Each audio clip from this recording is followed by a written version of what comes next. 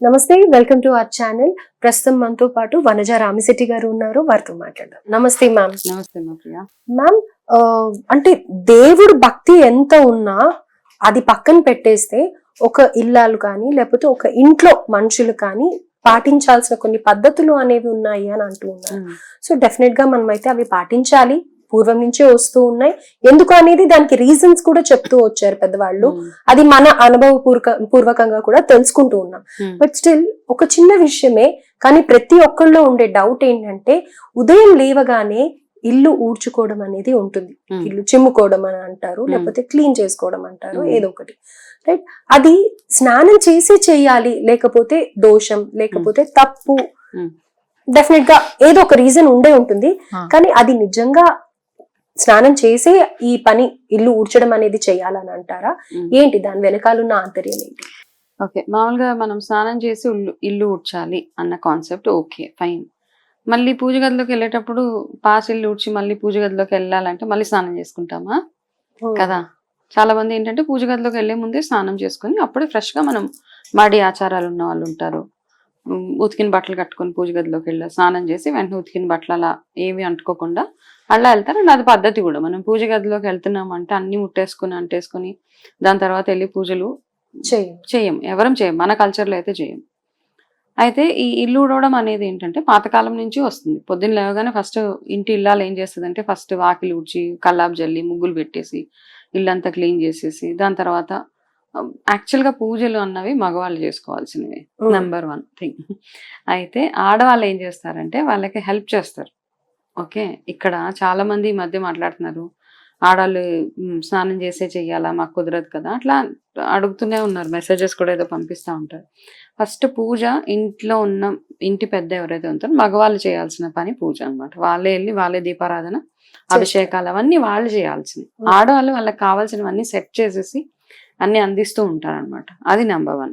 ఈ లోపల ఆడవాళ్ళు ఏం చేస్తారు, స్నానం చేసుకొని చక్కగా ఇల్లు యూజ్ చేసుకుని అంతా చేస్తే ఈ లోపల హస్బెండ్ స్నానం చేసుకుని వెళ్ళి పూజ గదిలో కూర్చుంటారు. ఇది పాయింట్ నెంబర్ 1. రెండోది ఏంటంటే ఒకప్పుడు ఉమ్మడి కుటుంబాలు ఉండేవి, జాయింట్ ఫ్యామిలీసే కదా. 4 3 తోటికోడళ్ళు ఉంటే ఒక తోటికోడలు పొద్దున్నే స్నానం చేసేసి ఇల్లంతా ఉడ్చేసి అంతా చేసేస్తే ఇంకొక ఆవిడ ఇంకొక ఆవిడ స్నానం చేసుకొని వంటగదిలో వెళ్ళి వంటలు చేసేస్తా ఉంటారు. అన్ని స్నానం చేసుకొని చేయాలి. ఏది పాసి దాంతో చేయడం, పాసి వంటతో చేయడానికి లేనే లేదు. అలాగే నేను మంచం మీద నుంచి లేసి వచ్చి నేను బ్రష్ చేసుకోకుండా చేస్తానంటే మన కల్చర్ కాదు అది. సైంటిఫికల్ గా ఇవన్నీ ఏవో రకరకాల కారణాలు లేటెస్ట్ గా అవన్నీ మాట్లాడుతూ ఉంటాము. కాకపోతే ఎంత అడ్వాన్స్మెంట్స్ ఉన్నా మన కల్చర్ ఏదైతే ఉందో దాన్ని మనం ఫాలో అవ్వకుంటూ వెళ్ళిపోవడమే. మనం ఎంత చదువుకున్నా, ఎంత లక్షల జీతాలు సంపాదించుకుంటున్నా, ఎంత కార్పొరేట్ లైఫ్స్ ఉన్నా we have to value our Indian culture అనమాట. ఆ సిస్టమ్ ఏదైతే ఉందో దాన్ని వాల్యూ చేసుకుంటూ వెళ్ళిపోవడం.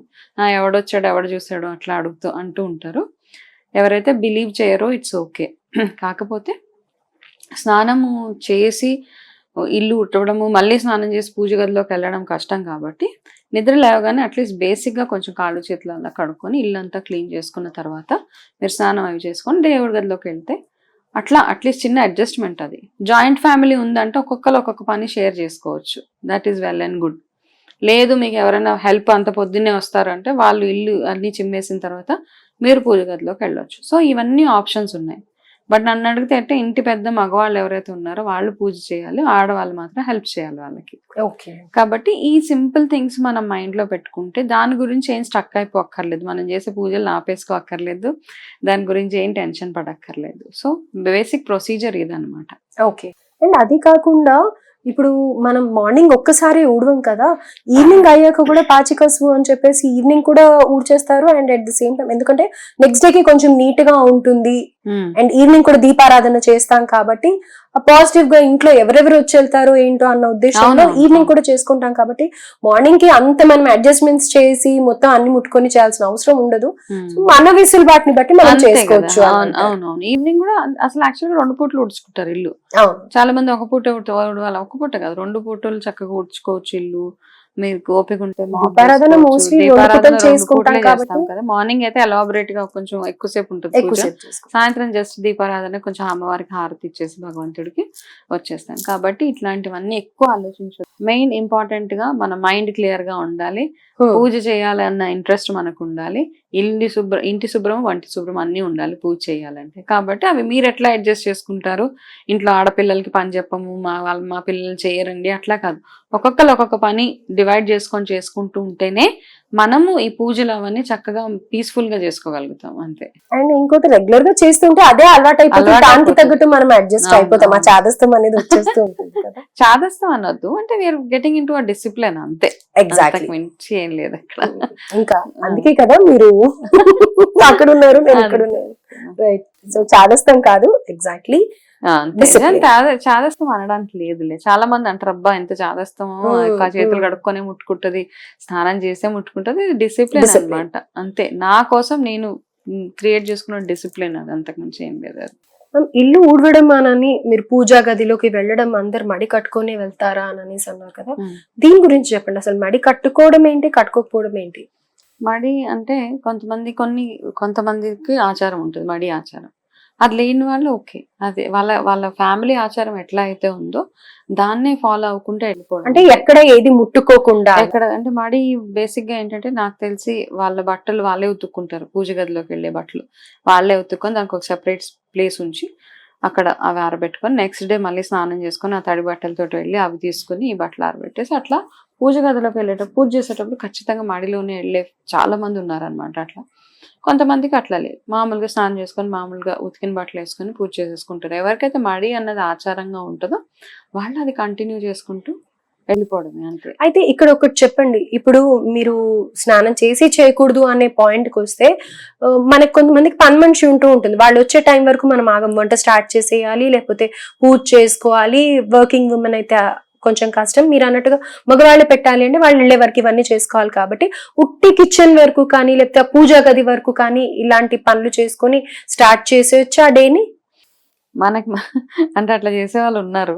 ఇప్పుడు నువ్వు నన్ను అడిగితే మాత్రం నా మనసు ఒప్పదు. ఇది కంప్లీట్ గా ఒక పర్సన్ టు పర్సన్ అన్నమాట.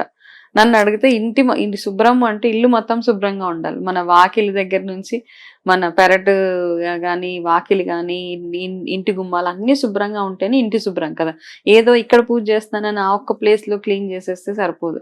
ఇంకా ఓపిక లేనప్పుడు పెద్దవాళ్ళు ఎవరైతే ఉంటారో వాళ్ళకి చాయిసెస్ లేవు కాబట్టి వాళ్ళు ఓకే, హెల్త్ బాగోలేని వాళ్ళు బాగా పెద్దవాళ్ళు ఉంటారు, వాళ్ళకి చెయ్యాలి. పూజ చేయకపోతే వాళ్ళకి అదే స్టార్ట్ అయ్యి పూజతోటి అవుతుంది వాళ్ళకి. అది చేయకపోతే ఇంకా వాళ్ళు ఏం తినరు కూడా. ఆ పూజ అయ్యే వరకు మధ్యాహ్నం అయినా అలాగే కూర్చుంటారు తినకుండా.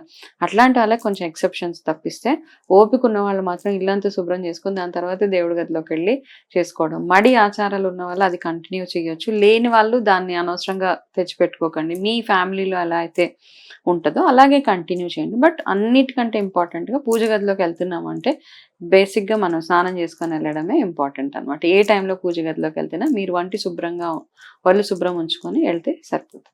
సో దాంతో పాటు మనం స్నానం అనేది ఇక్కడ మెయిన్ గా మాట్లాడేది ఏంటంటే మనలో ఉండే ఆ నెగటివ్ థింకింగ్ కానీ లేకపోతే ఆ వైబ్రేషన్స్ అన్ని పోయి అంతే కదా, ప్యూరిటీ తోటి వెళ్ళాలి కదా. మనం ఎక్కడికైనా వెళ్తే ప్యూరిటీ అంటాం, బట్టలు ఎందుకు కుదురుతాం, శుభ్రం. గుడికి వెళ్ళేటప్పుడు కూడా తల స్నానం చేసుకొని వెళ్తాం, ఇవన్నీ ప్యూరిటీ అనమాట. మామూలుగా హెల్త్ పరంగా చూసుకుంటే రాత్రి నిద్రపోయినప్పుడు స్వెట్ గ్లాండ్స్, ఆయిల్ గ్లాండ్స్ అవన్నీ ఓపెన్ అయిపోతుంటే మన బాడీలో ఉన్న టాక్సిన్స్ అన్ని బయటకు వచ్చేస్తుంటాయి నిద్రలో కదా. అందుకే మన నోట్ బ్యాడ్ బ్రీత్ వస్తూ ఉంటుంది మార్నింగ్. బేసిక్ డీటాక్స్ అయిపోతుంది అనమాట మన బాడీ.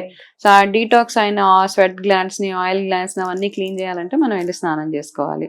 సో ఆ స్నానం చేసుకుంటే ఒకలాంటి ప్యూరిటీ, ఒకలాంటి మంచి ఫీలింగ్ వస్తుంది. ఆ ఫీలింగ్ తోటి మనం భగవంతుడి దగ్గరికి వెళ్ళి పూజ చేసుకోవాలి.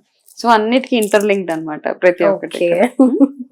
So it is not question that like మీరు స్నానం చేశారా చేయలేదా కాదు, how you are adapted, like మీరు అవే ఫాలో అయితే సరిపోతుంది. అనవసరంగా హెడ్ బ్రేక్ చేసేసుకోకూడదు. Right. Thank you so much.